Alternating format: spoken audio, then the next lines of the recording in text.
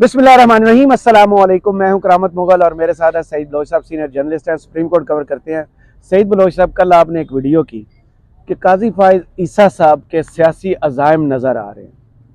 उन्होंने तो इस मुल्क के साथ नेकी नहीं की कि 90 दिन में इलेक्शन हो वो केस टेकअप कर लिया, एक ही दिन जनरल इलेक्शन हो वो केस टेकअप कर लिया, मिलिट्री कोर्ट्स का फ्यूचर क्या है वो केस टेकअप कर लिया। इसके अलावा ने जज जो असामियाँ खाली थी इरफान सादत साहब को ले गया है, अब एक सीट खाली है। फुल जो सीटें होंगी वो 17 के 17 जज हो जाएंगे मुस्तकबिल करीब। वो तो इस कौम पर एहसान कर रहे हैं। सियासी अज़ाइम कहाँ से हैं? सिर्फ एक 190 मिलियन पाउंड पर एक कमेंट करना। देखें करामत मुगल साहब, बात ये है कि जस्टिस काजी फाइज ईसा के बारे में हमने कल भी गालबन एक वीडियो की थी और हमने कहा था कि इनकी तैनाती से पहले फैसल वावडा साहब ने एक वीडियो, क्या कहते हैं उसको, इंटरव्यू में कहा था, न्यूज़ प्रोग्राम में उन्होंने कहा था कि 28 सितंबर को जो फैज़ाबाद धरना नजरसानी केस है वो समाअत के लिए मुकर्रर होगा और उस केस की समाअत के दौरान मुमकिन तौर पे जनरल फैज़ हमीद समेत एक और किसी अहम शख्सियत को भी शोकॉज नोटिस जारी हो सकते हैं। उसमें फिर हुआ यूँ कि केस समाअत के लिए मुकर्रर हो गया, समाअत भी हो गई, लेकिन वो नोटिस वाला जो मरहला था वो नहीं आया। तो आधी चीज़ें जो है उनकी वो पूरी हो गई। तो हम ये कह सकते हैं कि इसको अब महज इत्तफाक तो मेरे ख्याल में नहीं करार दिया जा सकता कि एक शख्स इतने दिन पहले एक बात का दावा करे और वो एग्जैक्ट उसी डेट के ऊपर हो जाए। कभी कभी चीजें उसी उसके मुताबिक हो ही जाती हैं जो आप प्रोडिक्शन करते हैं। जी जी नजम जी सेठी जी साहब का जी नहीं है जी आपको याद? 4 चीजें बताते थे, एक चीज ठीक होती थी, अगले शो में उन्होंने बताते एक थे, ही बात बताई थी और वही एग्जैक्ट हो गई थी। तो लग जाता है तुक्का। चले हम आगे भी देख लेंगे तुक्के कितने एक लगते हैं। और दूसरी अहम बात यह है सर के दो मुकदमात हैं अहम बड़े, जिससे मैं ये समझता हूँ कि चीफ जस्टिस के अपने सियासी अज़ाइम हैं। अच्छा, ये मेरी ज़ाती राय है, मैं कि कोई इल्ज़ाम उनके ऊपर नहीं लगा रहा, लेकिन मैं जो चीज़ें चीजें ऑब्जर्व कर रहा हूँ, देख रहा हूँ, उसकी बेस पे मैं ये बात कर रहा हूँ। सहाफी सेंस ही करती जी हैं जी, चीजें। मिसाल के तौर पे नून लीग का ये बयानिया पिछले कुछ महीनों से ये दोबारा बनाने की कोशिश कर रही थी, अगरचे उनको शटअप कॉल आई और वो बिल्कुल सहमे हुए बच्चे की तरह दुबक के बैठ गए। ठीक है, उन्होंने मामला अल्लाह पर छोड़ दिया। हमें पता है वो जिस पे छोड़ते हैं। तो कहने का मकसद ये है कि उनका पहला बयानिया क्या था कि उनकी हुकूमत गिराने में या 2017 में उनके खिलाफ, नवाज शरीफ साहब के खिलाफ जो भी कुछ हुआ, फैजाबाद धरना केस हो या जो पनामा वाला मामला हो, फिर उसके ऊपर JIT का बनना, सुप्रीम कोर्ट से सजा होना, नयल होना, ये सारा कुछ जो है इसके पीछे उस वक्त के DG ISI जो हैं वो किसी न किसी तौर उसमें शामिल थे। अगरचे पहले वो DGC थे, बाद में DG ISI बने थे, लेकिन वो ये इल्ज़ाम देते हैं कि वो इसके किसी न किसी तौर पे इसके इन्वॉल्व हैं और उनको इस काम पर, ये इस बात पर उन्हें कानून के कटहरे में खड़ा करना चाहिए, उनका एहतसाब होना चाहिए। मुख्तलिफ सियासी जलसों में मरियम नवाज साहिबा की जानिब से, नवाज शरीफ साहब की जानिब से इन बातों का बार बार जिक्र किया गया, इल्ज़ामात लगाए गए, कार्रवाई करने का इंदिया भी दिया गया। तो फिर क्या हुआ कि नून लीग एक ऐसे जज साहब के साथ उम्मीदें वाबस्ता कर लेती है और खुलेआम ये कहती है कि फला तारीख को एक जज साहब अपॉइंट होंगे और उसके बाद से नून लीग को रिलीफ मिलना शुरू होगा। जवेद लतीफ ने, ख्वाजा आसिफ ने नाम तक लिया। जी जी, राना सनाउल्लाह ने, राना सनाउल्लाह साहब ने, जज क्या पाकिस्तान के जज? जी जी, उनके ज्यादा इसलिए वो कहते हैं कि हमारे जज। तो राना सनाउल्लाह साहब ने भी, और बहुत सारे इनके रहनुमा हैं जिन्होंने खुलेआम या दबे लफ्जों में कहा कि फला तारीख से एक शख्स आएगा, उसकी तैनाती होगी तो फिर हमें रिलीफ मिलना शुरू होगा। फिर फला तारीख से तो फिर चीजें वाज़ेह है कि किसकी तैनाती होना थी, फिर वो तैनाती भी हो गई और उस तैनाती के बाद वो फैजाबाद धरना केस जो है वो समाअत के लिए मुकर्रर हो जाता है। उसी तारीख को जिसको वावडा साहब कहते हैं। फिर ये होता है कि उस फैजाबाद धरना केस से वो बयानिया निकलने की एक इम्कान होता है कि ये बयानिया नून लीग का यहाँ से निकलेगा बयानिया इनका निकलेगा, लेकिन उसमें फिर यह हुआ कि एक तरफ नवाज शरीफ साहब को शटअप कॉल दी जाती है एहतसाब के हवाले से, और दूसरी साइड पे जब केस की समाअत होती है तो अटॉर्नी जनरल साहब अदालत में पेश होते हैं और कहते हैं कि फैजाबाद धरना केस का जो फैसला था वो मखसूस वक्त के लिए था, उससे बाहर मजीद जो है वो मामले को सर्टेन टाइम पीरियड, तो उसको मजीद नहीं फैलाना चाहिए। तो अब दो चीजें ये भी यहाँ पर कनेक्ट होती हैं कि एक तरफ नवाज शरीफ साहब को जनरल फैज के एहतसाब या उनके खिलाफ कार्रवाई से रोकने के लिए शटअप कॉल दी जाती है, और इधर आके अटॉर्नी जनरल साहब अदालत में आते हैं और कहते हैं जी कि वो एक मखसूस टाइम फ्रेम के लिए था, अब वो गुजर चुका है, तो इसलिए फैजाबाद धरना केस नजरसानी जो है इसको मजीद आगे ज्यादा नहीं फैलाया जाना चाहिए। सही। फिर दूसरी बात यह है कि क्या ये महज इसको इत्तफाक करार दिया जा सकता है कि आर्मी जो चीफ जस्टिस साहब हैं वो दो ऐसे मुकदमात समात के लिए मुकर्रर करें जिससे दो सियासी जमातों को नफा या नुकसान होता हो। मिसाल के तौर पे फैजाबाद धरना केस, इससे नून लीग ये बयानियां निकालने की, ये मेरी राय है, ठीक है, मेरी क्या है, और भी बहुत सारे हमारे दोस्त हैं जो ये राय रखते हैं। तो एक केस ये मुकर्रर करना है कि इस केस से नून लीग का सियासी फायदा हो सकता था, लेकिन वो चौके पीछे हट गए, उनको रोका गया और वो सहम गए या डर गए, या जो डील करके वो आए हैं वो उस डील से को शायद जाया नहीं करना चाहते या उसको कोई नुकसान नहीं पहुंचाना चाहते, तो वो उस वजह से उस चीज से पीछे हट गए। लेकिन वो केस जरूर लगा कि जिससे नून लीग को पॉलिटिकल फायदा हो सकता था। हमारे बहुत सारे दोस्त ये कहते थे कि नून लीग के लिए बयानिया जो है वो सुप्रीम कोर्ट के कमरा अदालत नंबर 1 से निकलेगा। अच्छा जी। दूसरा जो केस जो जिसका मैंने हवाला दिया वो था ये बैरियर टाउन वाला केस। अब बैरियर टाउन वाले केस में जो मामला इससे जुड़ा हुआ था वो था 190 मिलियन पाउंड वाला। अब 190 मिलियन पाउंड का केस जो है वो साबिक वजीर आजम इमरान खान साहब के खिलाफ नैब में इस वक्त उसके ऊपर कार्रवाई जारी है, तहकीकात जारी है, उनको नोटिस भी हो चुकी है, उनकी अहलिया को भी नोटिस हो चुकी है, तलब भी किया गया, वो पेश भी हुए।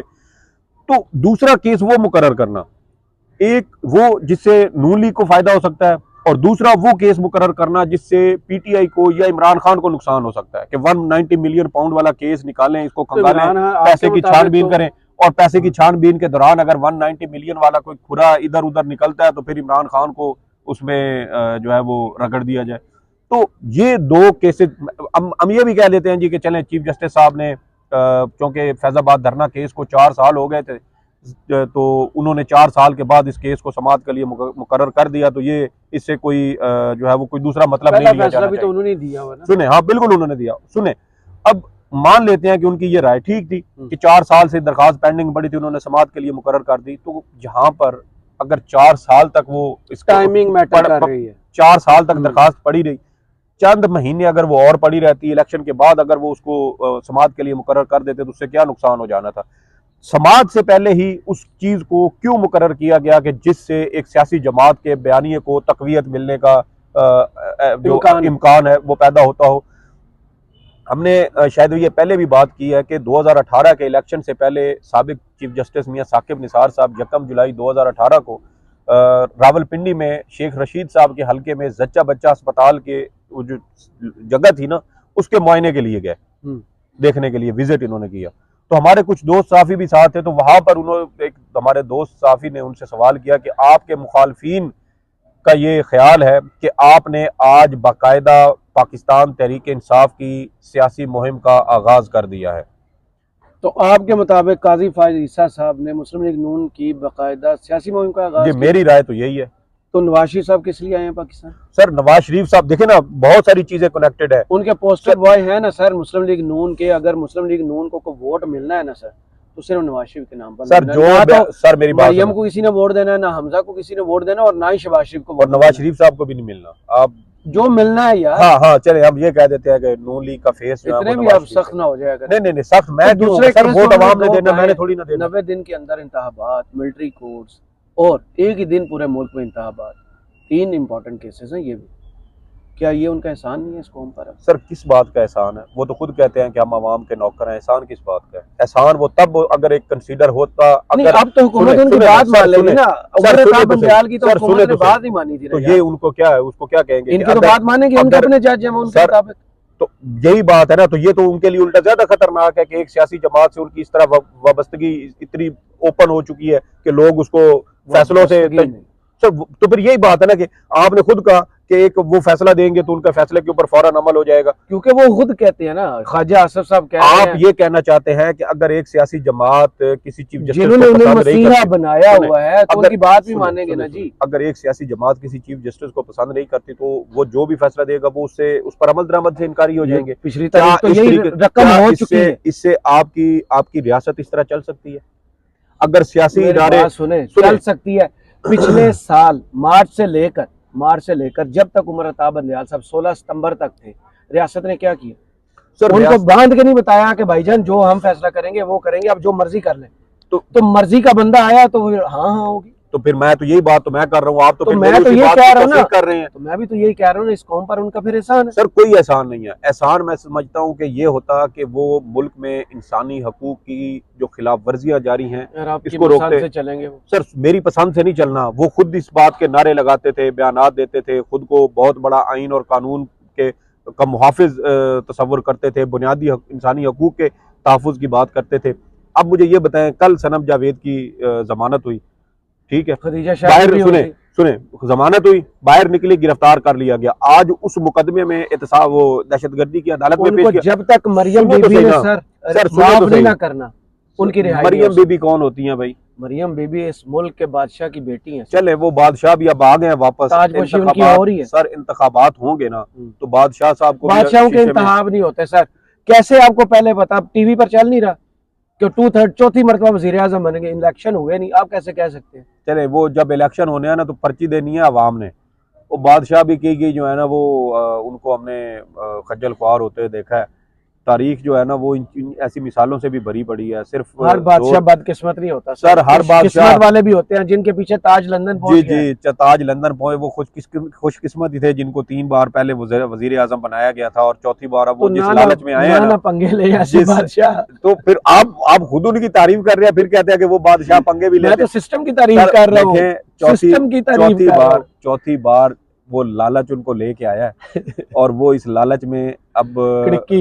जी तो यही अब बताएं ये वीडियो में। सर ये तो हमारे दोस्तों के ट्वीट्स है, मैं क्या करूं, मैंने तो आपको उनका कंटेंट बताया। ये उनकी एक करीबी समझे जाने वाले दोस्तों के ट्वीट्स हैं। तो मुझे बताएं नवाज शरीफ साहब, सर आप सेंसर कर दें, लेकिन कहने का मकसद ये है कि बाज़ औक़ात इंसान को लालच नहीं करना चाहिए। मियाँ साहब माशाल्लाह 70-71 साल उनकी उम्र है, पोते पोतियां नवासियां अब उनकी हैं। मेरे ख्याल में इस उम्र में जाके तो वैसे भी शायद सियासतदानों को, जो 3 बार वजीर आजम बन चुका हो यार, 2 बार वजीर आला रह चुका, 4थी बार बनने में क्या हर्ज है जी। तो फिर लालच भी तो यही होता है ना। तो हम वो जो आप वो बात कर रहे थे, तो चीफ जस्टिस साहब अगर खुद को न्यूट्रल चीफ जस्टिस साबित करना चाहते हैं तो सबसे पहले मेरे ख्याल में इनको चाहिए था कि ये इंतखाबात वाला केस लगाते। और इंतखाबात वाले केस में भी मुझे कोई बहुत ज़्यादा इसमें पेशरफ्त की उम्मीद नहीं है। उसकी वजह यह है कि लाहौर हाई कोर्ट में इंतखाबात के हवाले से एक दरख्वास्त शायद ज़ेर इल्तवा है। सुप्रीम कोर्ट में आइंदा हफ्ते यानी परसों पीर के रोज़ इस केस की शायद समाअत है। तो अगर सुप्रीम कोर्ट में इस केस की समाअत होती भी है 23 अक्टूबर को, तो इसमें किसी हंगामी या कोई ड्रामाई या कोई मौजज़ाती किस्म की पेशरफ्त नहीं होगी, क्योंकि काजी साहब का एक मौक़िफ़ ये है कि अगर मामला हाई कोर्ट में ज़ेर इल्तवा हो, ज़ेर समाअत हो, तो फिर वो उस वक्त तक उस केस को नहीं सुनेंगे जब तक वो वहाँ से उसका फैसला नहीं हो जाता। हाँ, इसमें एक अहम पेशरफ्त ये हो सकती है कि सुप्रीम कोर्ट हाई कोर्ट को ये डायरेक्शन दे सकती है कि आप इतने दिनों के अंदर अंदर इस केस का फैसला टाइम बाउंड कर दें। क्योंकि जब पंजाब इलेक्शन केस चल रहा था लाहौर हाई कोर्ट में, तो उस वक्त सुप्रीम कोर्ट ने इसके ऊपर खुद नोटिस इसी वजह से लिया था कि उस वक्त लाहौर हाई कोर्ट 15-15 दिन की तारीख दे रही थी। 15 दिन के वक्फे के बाद केस समाअत के लिए मुकर्रर हो रहा था। तो उस वक्त फिर चीफ जस्टिस साहब ने ये कहा था कि अगर 90 रोज की पाबंदी आईन पाकिस्तान कर रहा है और उसमें आप 15-15 दिन की तारीख देंगे तो फिर आपके इंतखाबात 90 रोज के अंदर होना मुमकिन नहीं है। तो शायद इस वजह से काजी साहब कोई ऐसा ऑर्डर पास कर दे कि लाहौर हाई कोर्ट उसको जल्द से जल्द हफ्ता 10 दिन 15 दिन के अंदर अंदर उसको सही समाअत करके फैसला करे, ताकि फिर उसके बाद ये मामला सुप्रीम कोर्ट में और सुप्रीम कोर्ट इसके ऊपर कोई हतमी फैसला जारी कर सके। बहुत शुक्रिया सईद बलोच साहब, आपके तजज़िये का कमेंट्स बॉक्स में जरूर बताइएगा। वीडियो आपको कैसी लगी, इजाजत दीजिए, अल्लाह हाफिज।